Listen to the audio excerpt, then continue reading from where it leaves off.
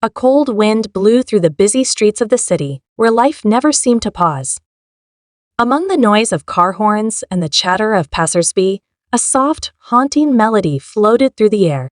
It wasn't coming from a street musician with polished equipment or a confident performer surrounded by a crowd. No, the music came from a woman standing on the corner, her old violin trembling in her hands. Her eyes, tired yet determined, told a story deeper than words could ever express. Her name was Mia, a single mother fighting against the odds. She had once dreamed of being a concert violinist, filling grand halls with her music. But dreams, as she had learned, didn't always survive the weight of reality. Her son, Ethan, just 6 years old, had been diagnosed with a rare illness. The treatments were expensive, and every moment felt like a race against time. Mia had sold almost everything she owned, taken on multiple jobs, and even skipped meals just to keep up with Ethan's mounting medical bills. And now, when there was nothing left to sell, and no more hours in the day to work, she had turned to the one thing she had always held dear, her music. Dressed in a worn coat, Mia stood under the flickering light of a street lamp. Her fingers danced over the strings of her violin, the notes carrying the weight of her love and desperation. People passed by, some glancing at her briefly before hurrying on. A few dropped coins into the open violin case at her feet, but most seemed too preoccupied with their own lives to notice the story unfolding before them. Mia didn't blame them. She understood how easy it was to get caught up in the chaos of the world. But she couldn't afford to stop. Each note was a plea, each melody a prayer for her son. As the night wore on, the crowd thinned. The coins in her case barely amounted to a fraction of what she needed. Her hands began to ache from the cold, but she kept playing. Her eyes darted toward a picture of Ethan tucked into the corner of the violin case. His bright smile, despite the pain he endured, was her only source of strength. Then something unusual happened. A man in a tailored suit stepped out of a sleek black car parked across the street.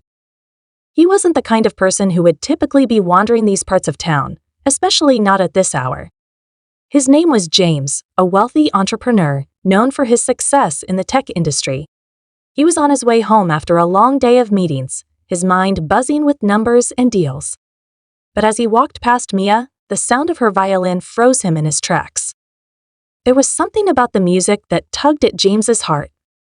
It wasn't just the skill or the melody, it was the raw emotion, the unspoken story that resonated with him. He turned to look at Mia, his sharp features softening as he saw the desperation in her eyes and the love etched into every note she played. For reasons he couldn't quite explain, he felt compelled to listen. James stayed rooted to the spot, his presence unnoticed by Mia, who was lost in her music. He watched as a few more people stopped briefly, some giving her money, others merely offering sympathetic smiles.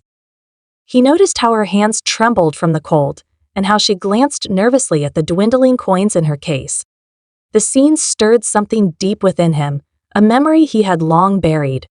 He too had once been in a desperate situation, relying on the kindness of strangers to get through. As the final notes of Mia's melody faded into the night, James reached into his pocket and pulled out his wallet.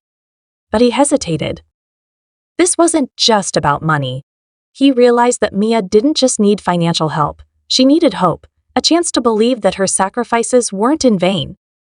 What James did next would not only change Mia and Ethan's lives forever, but would also ripple far beyond this small corner of the city. But for now, the night hung in suspense, with Mia unaware of the man watching her, and James contemplating a decision that would alter the course of their destinies.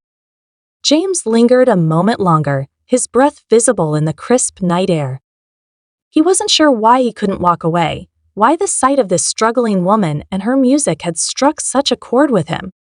Normally, he moved through life with purpose, every decision calculated, every action planned. But tonight felt different. There was something about the vulnerability in her performance, the unspoken pain in her expression, that reminded him of a time he'd worked so hard to forget. Mia packed up her violin with trembling hands, her movements slow and deliberate. The street was nearly empty now, the occasional car passing by without stopping. She counted the coins in her case, her heart sinking as the total barely added up to enough for a single meal. It wasn't even close to what she needed for Ethan's next round of treatment. But she swallowed her despair, forcing herself to focus on what little she had managed to earn. Every penny counted, and she wouldn't let herself give up, not when Ethan was counting on her. As she knelt to pick up the picture of her son, a shadow fell across her. She looked up, startled, to see James standing there. His tailored coat and polished shoes seemed out of place on this gritty street corner, but his expression wasn't one of disdain or pity. Instead, it was curious, almost hesitant. "You play beautifully," James said, his voice low but sincere. I couldn't help but stop and listen. Mia blinked, unsure how to respond. She wasn't used to people noticing her, much less offering compliments. "Thank you," she said softly, her voice barely audible over the distant hum of the city. James hesitated, glancing at the violin case at her feet. "Do you perform here often?" he asked, his tone casual, though his eyes betrayed a deeper interest. Mia nodded, clutching the picture of Ethan tightly in her hand. "When I can." "It helps a little." James noticed the way her voice wavered, the way her fingers curled protectively around the photo. He gestured toward it. "Is that your son?" Mia's eyes softened as she looked down at the picture. "Yes, S. His name is Ethan. He's 6. She paused, debating whether to share more. But something about James's genuine curiosity made her feel safe, if only for a moment. "He's sick. The treatments are expensive, and I'm just trying to keep up."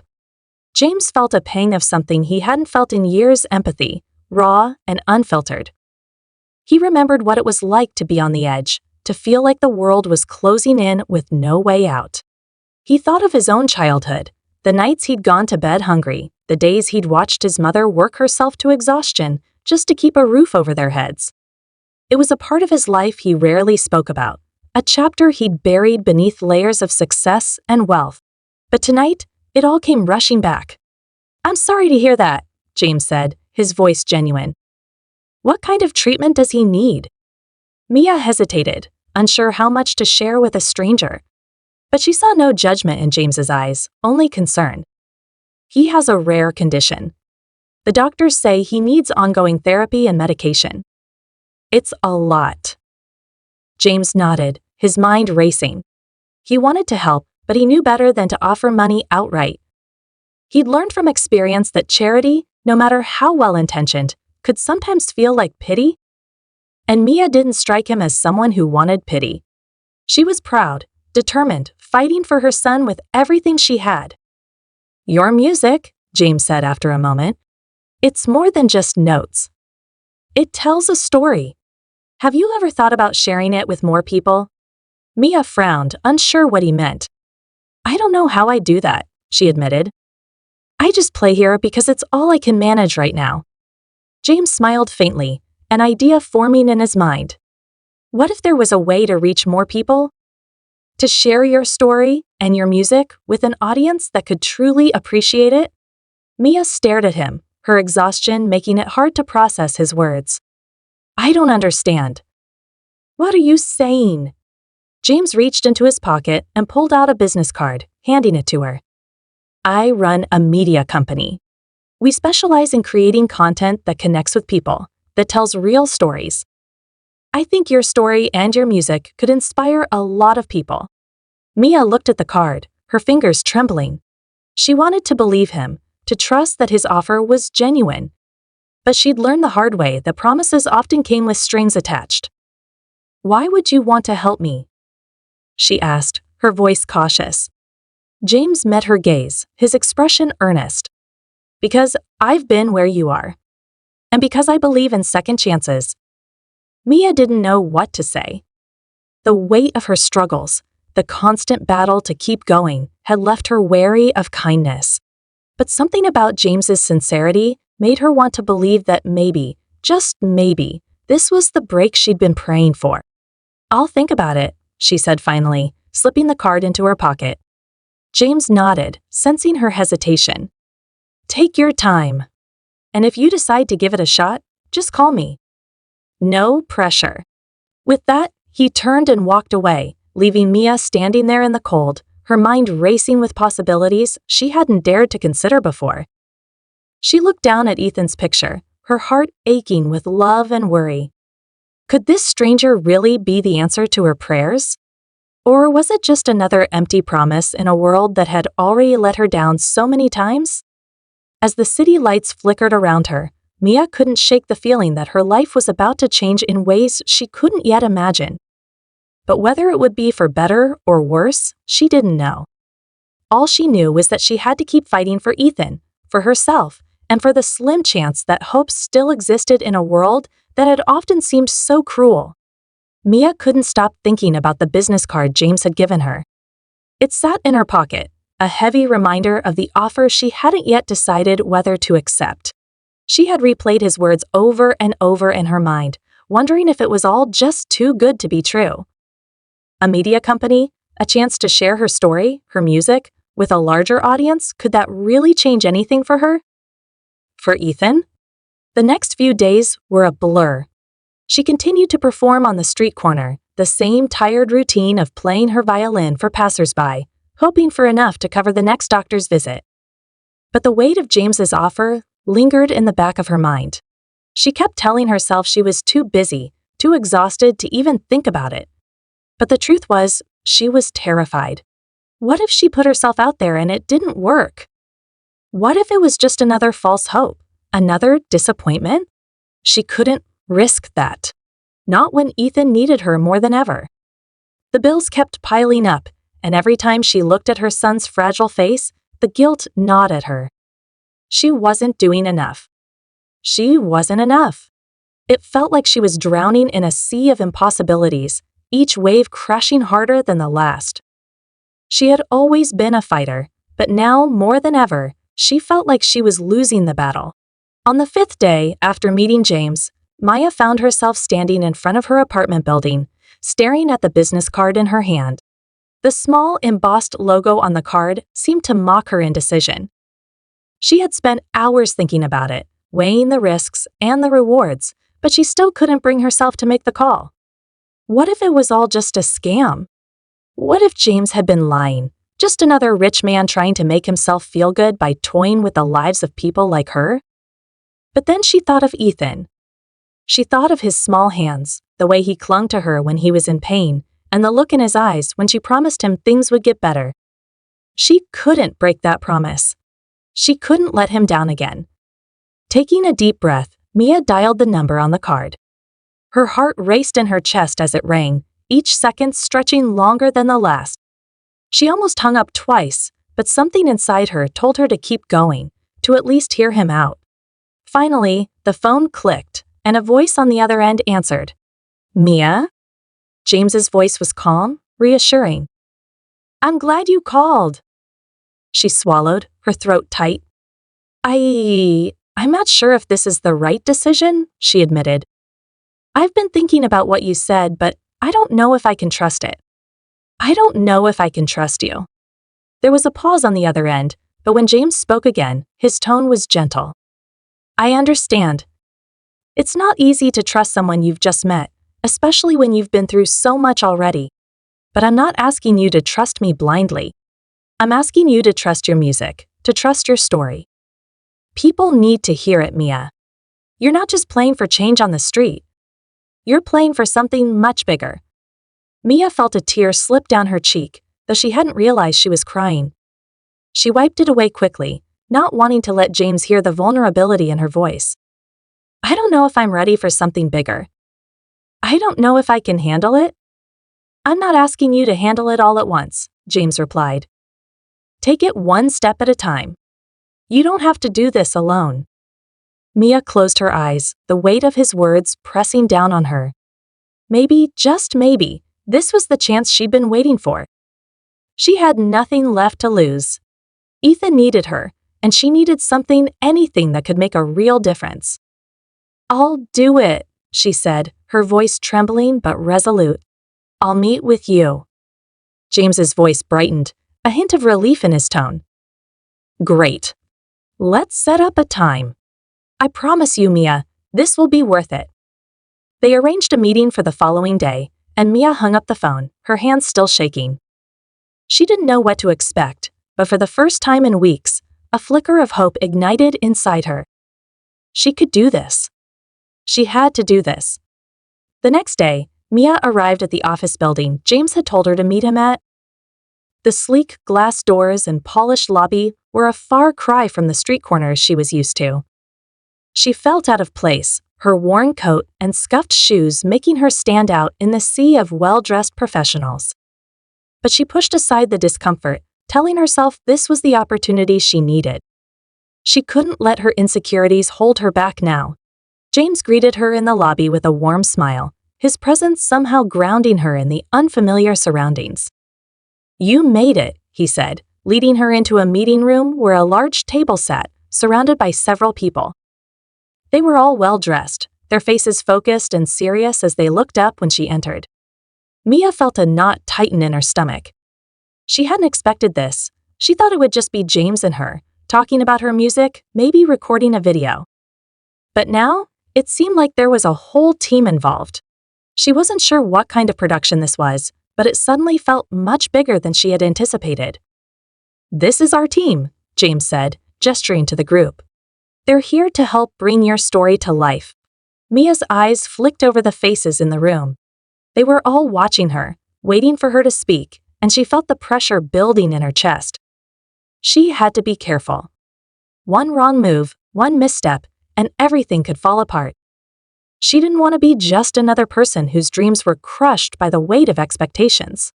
"We're going to help you share your music," James continued, "but we also want to make sure your story is told in a way that resonates with people. It's not just about the performance, it's about the journey, the struggle, the hope." Mia nodded slowly, unsure of what to say. She hadn't planned for any of this.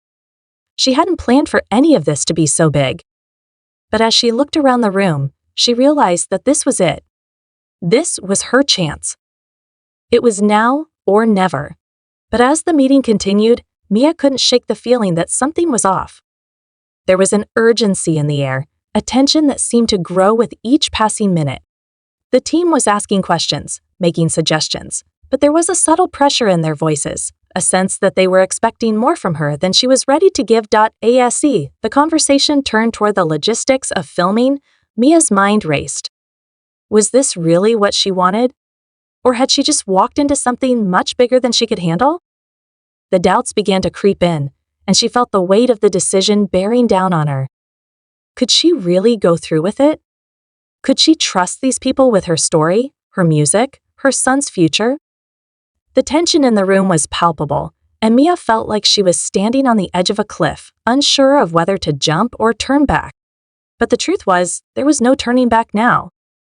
She had already taken the first step. The question was, would it be enough to carry her through to the end? Mia sat at the table, the weight of the moment pressing down on her. She had come so far, had taken that first step towards something bigger, something that could change everything. But now, as the team discussed the specifics of the project, a creeping unease began to settle in her chest. The pressure was mounting, and the room seemed to close in around her. She had agreed to take a chance, but she wasn't sure she was ready for what was coming next. James noticed the change in her demeanor. He had been watching her closely since the meeting began, sensing the hesitation that had started to cloud her expression. He leaned forward, his voice soft but urgent. "Mia, you're doing great. This is all part of the process. We're here to help you." But Mia wasn't sure if she could keep up with the pace of it all.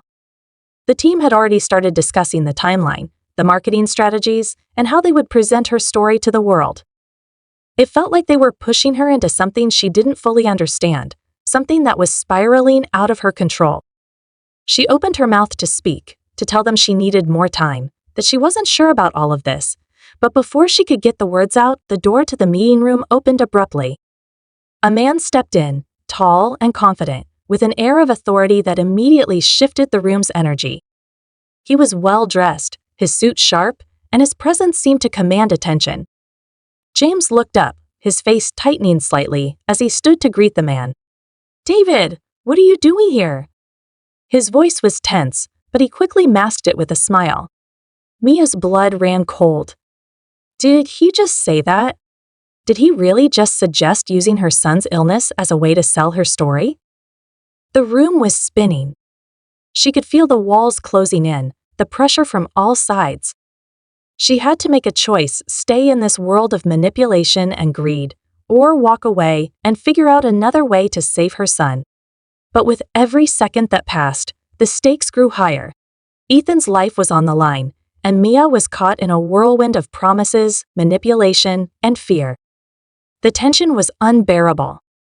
The decision was hers, but it felt like the weight of the world was pushing her toward a choice she wasn't ready to make. Mia's mind raced, her thoughts swirling in a storm of confusion, fear, and anger. David's words echoed in her ears, a chilling reminder of how far they were willing to go to turn her life into a spectacle. The very idea of using Ethan's illness as leverage made her stomach churn. She had come here to find a way to help her son, not to sell her soul. But now, she was trapped in a world that seemed to care more about profits than her family's well-being. For a moment, she thought she might collapse right there in the meeting room. The weight of the decision was too much. She had come so close to finding a way out of the chaos, a way to make things better for Ethan, but now it felt like she was losing control of everything. Her eyes darted between James and David, both of them waiting for her to respond, as if they knew she was the one who had to make the choice.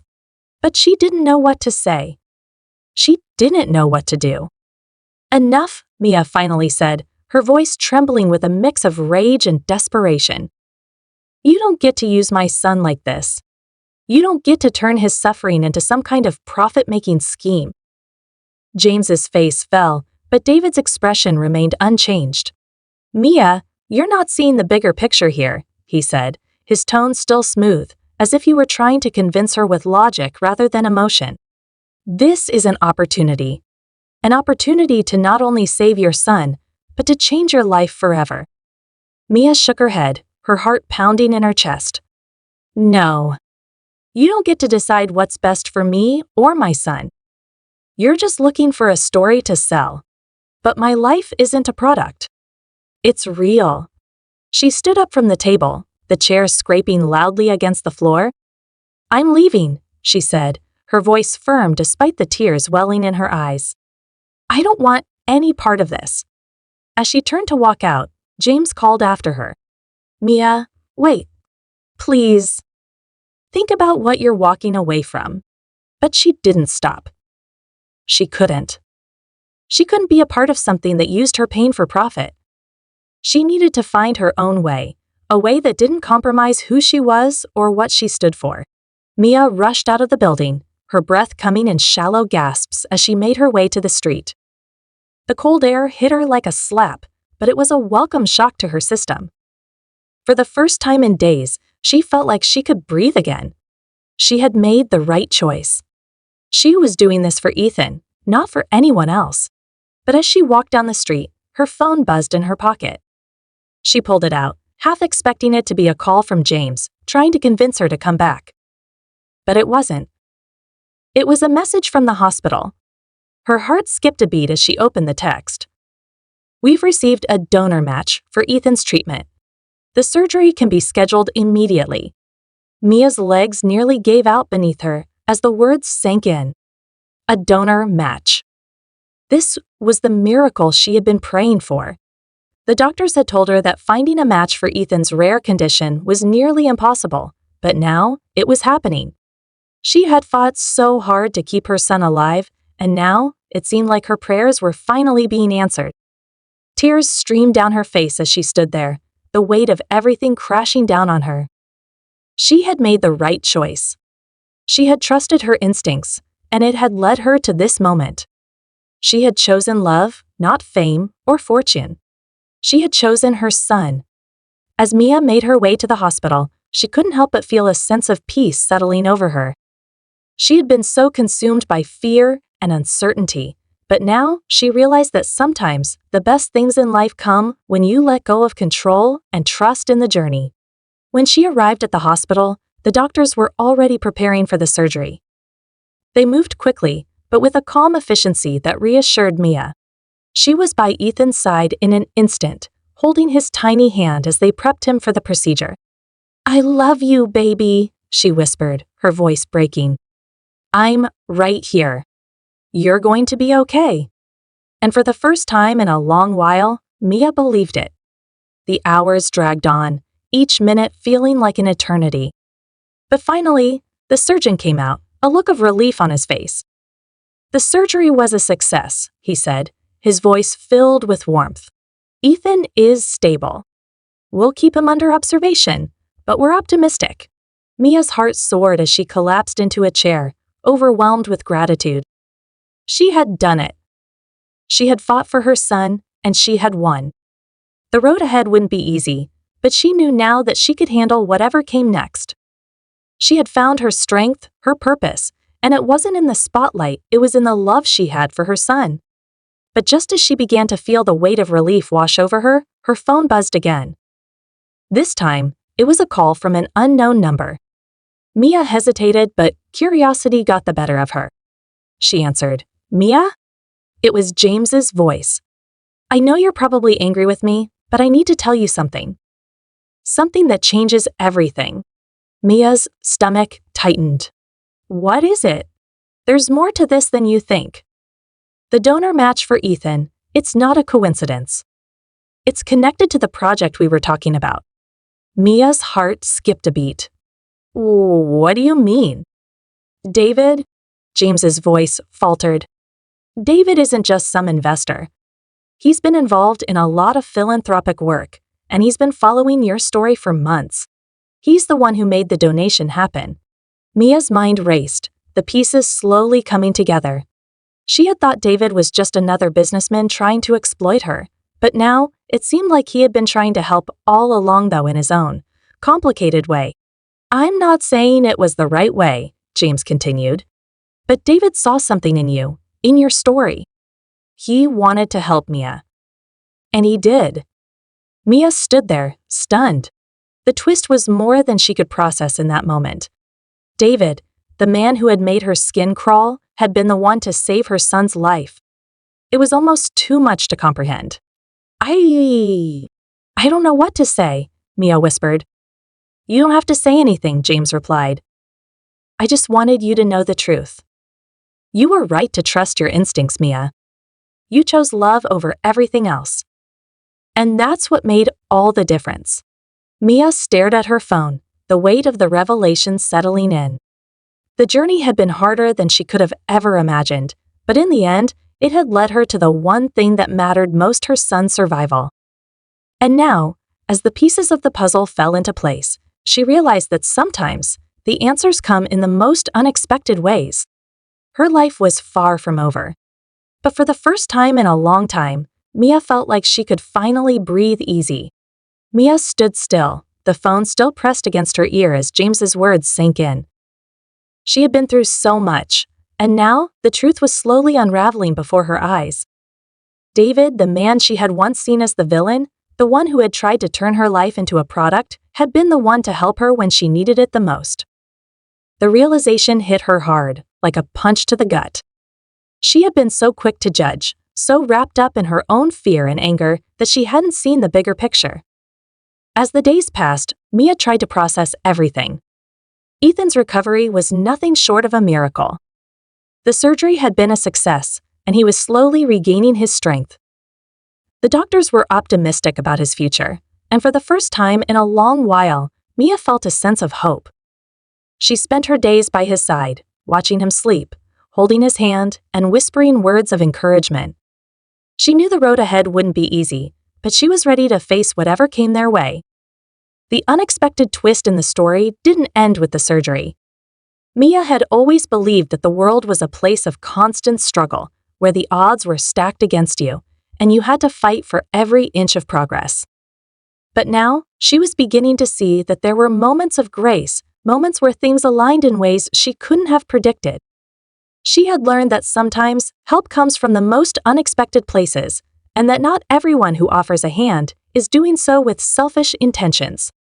David had reached out to her a few times after the revelation, apologizing for the way things had unfolded. He had been blunt, perhaps too blunt, in his approach, but his intentions had always been to help.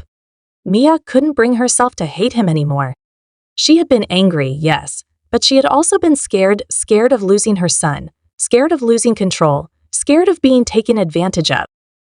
And in the end, she realized that David hadn't taken anything from her. Instead, he had given her a chance when she had thought all hope was lost.